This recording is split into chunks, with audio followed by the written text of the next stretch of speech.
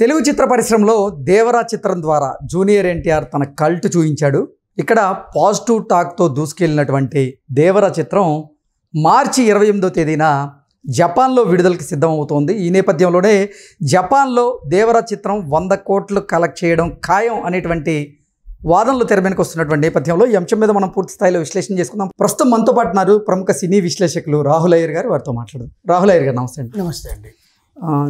మార్చి 28వ తేదీన ఈ దేవరా చిత్రం జపాన్లో విడుదలకు సిద్ధం కాబోతోంది. ఈ నేపథ్యంలోనే జపాన్లో దేవరా చిత్రం 100 కోట్లు కలెక్ట్ చేయడం ఖాయం అనేటువంటి వాదనలు తెర మీదకి వస్తున్నాయి.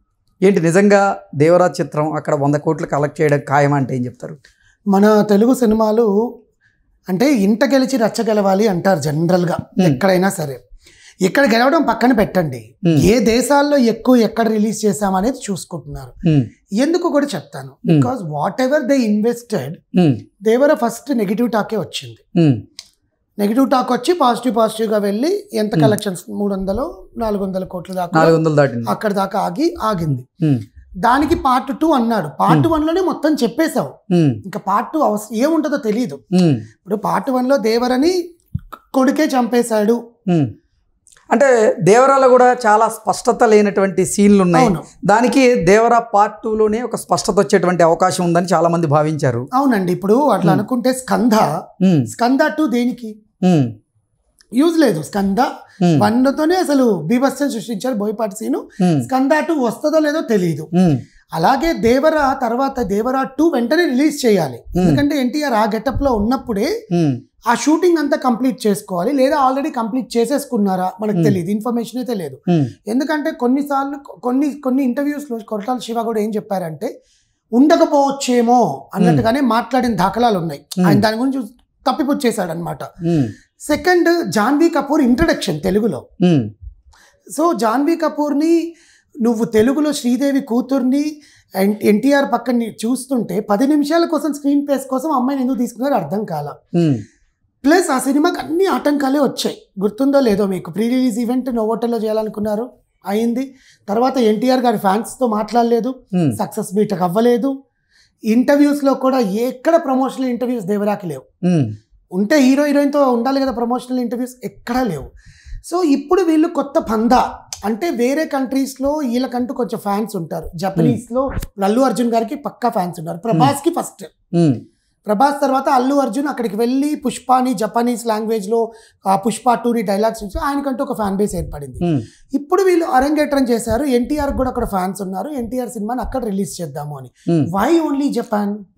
అంటే జపాన్లో ఇంతకు ముందు RRR కూడా బాగా ఆడింది. RRRలో జూనియర్ ఎన్టీఆర్ చేసినటువంటి పాత్ర జపనీయుల్ని బాగా ఆకట్టుకుంది. ఎందుకంటే వాళ్ళకి ఇలాంటి సినిమాలు అన్నీ చాలా కొత్తగా ఉంటాయి. ఆ ఫైటింగ్లు ఇవన్నీ వాళ్ళ దాంట్లో ఏముంటాయండి, కామ్ నార్మల్. అంటే జపనీస్ మూవీస్ అన్నీ కూడా కొంచెం కామ్ అండ్ రిజర్వ్డ్ లాగా ఉంటాయి. మనం చూస్తే బేసికల్లీ జనరల్ ఎవరు చూడరు కూడా.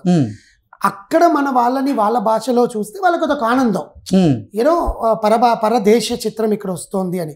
దట్టు RRR ఆస్కార్ లెవెల్కి వెళ్ళాక they got high impression on the Telugu cinema. అంటే చాలా తెలుగు సినిమాలకి జపాన్లో ఆదరణ బాగుంటుంది. జపనీయులు ప్రత్యేకంగా తెలుగు హీరోలను కూడా ఆదరిస్తూ ఉంటారు, వారి సినిమాలను ఎక్కువగా చూస్తూ ఉంటారు. ఎగ్జాంపుల్ చూస్తే మనం RRR తర్వాత ఆయన్ని బాగా ఆదరిస్తూ ఉన్నారు జపనీయులు, జూనియర్ ఎన్టీఆర్ని. దాంతోపాటుగా మొన్న విశ్వక్సేన్ సినిమా రిలీజ్ అయిన తర్వాత ఒక జపాన్ నుంచి అభిమాని ఇక్కడికి వచ్చి తన ఆటోగ్రాఫ్ తీసుకున్నటువంటి సందర్భంగా కూడా చూసాం మనం. ఇలా జపనీయులు తెలుగు చిత్ర పరిశ్రమ నుంచి ఏ సినిమా వచ్చినా కానీ ఆదరిస్తూ ఉన్నారు. ఈ నేపథ్యంలోనే ఇప్పుడు జూనియర్ ఎన్టీఆర్ నటించినటువంటి దేవరా చిత్రం జపాన్లో విడుదలకు సిద్ధమైంది. మరి 100 కోట్లు కలెక్ట్ చేయడం ఖాయమే కదా అక్కడ? ఖచ్చితంగా అండి. 100 అంటే ఇప్పుడు అక్కడ కరెన్సీతో పోల్చుకున్నా అక్కడ చూసుకున్నా కూడా కలెక్షన్స్ రూపంలో అయితే ప్రాబ్లం ఏం లేదు. ఎందుకంటే ప్రీ బిజినెస్ చేసుకున్నారు వాళ్ళు. అక్కడ చేసుకుంటేనే కదా అంత దూరం వెళ్ళి రిలీజ్ చేస్తారు. ఎందుకంటే అది ఆల్రెడీ జపనీస్ దాంట్లో వాళ్ళు డబ్బింగ్ చేయాలి, డబ్బింగ్ చెప్పించాలి. సాంగ్స్ ఏదో విధంగా తెలుగులోనే ఉంటాయి అనుకోండి, మైట్ బి, బట్ లాంగ్వేజ్ అంతా జపనీస్ దాంట్లోనే ఉండాలి. ఇక్కడ ఇంకోటి ఏంటంటే ఎన్టీఆర్తో ఈరోజు కొరటాల శివ అండ్ ఎన్టీఆర్తో జపాన్కి వెళ్ళి వాళ్ళ టీం ఇంటర్వ్యూ చేసుకున్నప్పుడు ఎన్టీఆర్ వాళ్ళని ఆకర్షపరచడానికి అనుకున్నట్లుగానే తను జపనీస్లోనే మాట్లాడాడు. మోస్ట్ ఆఫ్ ద సెంటెన్సెస్ జపనీస్లోనే మాట్లాడాడు ఆయన బేసికల్గా. సో దీన్ని బేస్ చేసుకుంటే జపాన్లో ఆయనకంటూ ఒక ఎన్టీఆర్ గారికి ఎప్పుడూ ఒక ఫ్యాన్ ఉంటుందండి. బట్ ప్రొడ్యూసర్ ఏ రకంగా ఆలోచిస్తున్నాడంటే కలెక్షన్స్ ఎక్కడ పెంచితే మనకు మార్కెట్ ఎక్కువ ఉంటుంది హీరోకి. ఇప్పుడు హీరోకి మార్కెట్ పెరగాలి. ఎందుకంటే దేవరా తర్వాత ఎన్టీఆర్ ఇంతవరకు ఫ్యాన్స్ మీటే పెట్టలా. ఎన్టీఆర్కి ఏమైంది అనే వార్తలు కూడా చాలా ఉన్నాయి. దాంట్లో ఈ మధ్య ఆయన చాలా సన్నగా కనిపించడము, అసలు నరాలన్నీ బయటపడేలాగా సన్నగా, మనం ఎప్పుడైతే కంత్రీ సినిమాలో ఎలా ఉన్నాడు ఎన్టీఆర్ అలా ఉన్నాడు ఎన్టీఆర్. ఈరోజు కూడా ఇంటర్వ్యూలో చూస్తే ఈజ్ వెరీ థిన్. ఏమైంది అని ఆడియన్స్ కి కొంచెం షాక్ లో ఉంది. అంటే పాత్ర కోసం ఆయనే మార్చుకొని ఉండొచ్చు కదా శరీరాకృతిని. వార్ 2 కోసము అండ్ డ్రాగన్ మన ప్రశాంత్ నీల్ మూవీ కోసం. సో ఈ పరంగా ఎన్టీఆర్కి అనేది మార్కెట్ని ఇంకా డెవలప్ చేయాలి ఈ పందాలో చూస్తే. ఇప్పుడు ఎందుకంటే అల్లు అర్జున్, రామ్ చరణ్, ప్రభాస్, ఎన్టీఆర్, మహేష్ వీళ్ళే ఉండే దాంట్లో. మిగతా వాళ్ళందరూ నితిన్, రామ్, శర్వానంద్, నాగశౌర్య అండ్ శ్రీ విష్ణు వీళ్ళంతా ఇంకో కేటగిరీలో వస్తారు. కానీ ఆ పైన నలుగురు తర్వాత ఈ 5 మంది ప్రభాస్, మహేష్, ఎన్టీఆర్, రామ్ చరణ్ అండ్ బన్నీ. దీంట్లో ఆల్రెడీ బన్నీకి ప్రపంచవ్యాప్తంగా ఫ్యాన్స్ ఉన్నారు. ప్రభాస్కి వరల్డ్ స్టార్. ఇంకుండేది రామ్ చరణ్, ఎన్టీఆర్. రామ్ చరణ్కి గ్లోబల్ స్టార్ అని పెట్టుకున్న ఆయనకి ఏం ఉపయోగం లేకుండా పోయింది due to the disaster of Game Changer. తర్వాత ఆ పెద్ది అని తీస్తున్నాడు ఆయన. ఆ పెద్దితో ఏమవుతాడో మనకు తెలియదు. ఇంకుండేది NTR, Mahesh already world star లో పోతున్నారు.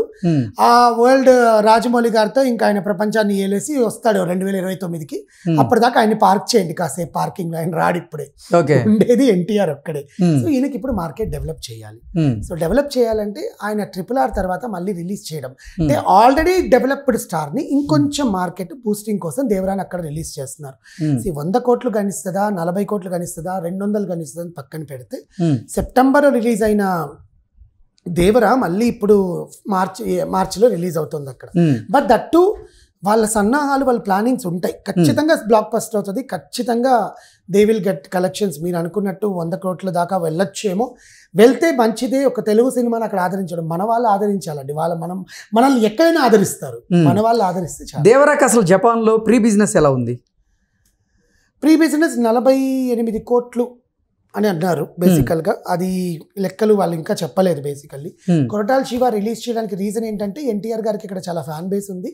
దట్టు ఆ నేటివిటీలో వాళ్ళు ఏదైతే తీసారో అదంతా వాళ్ళకి కొంచెం బాగుంటుంది. ఎర్ర సముద్రం నచ్చిందంటారా? ఆ ఎర్ర సముద్రము, ఆ అమ్మవారి జాతర, చుట్టమల్లే సాంగ్, అక్కడ కూడా చాలా మంది డాన్సులు వేశారు రీల్స్ చేసి. People will like that kind of movies అన్న వాళ్ళకి ఒక ఇంట్రెస్ట్. వాళ్ళు రిపీటెడ్ గా చూస్తారు. మనమైతే ఒకసారి చూసేస్తాము, తర్వాత ఓటీటీలోకి వస్తుంది చూద్దాం అనుకుంటాం. అక్కడ వాళ్ళు అలా కాదు, రిపీటెడ్ గా పోతారు అనమాట. వాళ్ళకి అదొక ఎంటర్టైన్మెంట్. వేరే దేశం చిత్రం వస్తే ఇప్పుడు మనము English movies habit, lord of rings, ఇప్పుడు గేమ్ ఆఫ్ థ్రోన్స్, ఇవన్నీ మనం రిపీటెడ్ గా చూస్తాం కదా. మనకి నచ్చిన రిపీటెడ్ గా చూస్తాం. అది ఎందుకంటే దాంట్లో అవి ఉంటాయి అన్నమాట. అలా మన తెలుగు సినిమాని కూడా అక్కడ రిపీటెడ్ గా చూస్తారు. సో కలెక్షన్స్ పరంగా కాకుండా ఎన్టీఆర్ గారికి ఉండే మార్కెట్ కి ఇంకొంచెం బూస్టప్ అవుతుంది. ఓకే అండి, థ్యాంక్ యూ సో మచ్.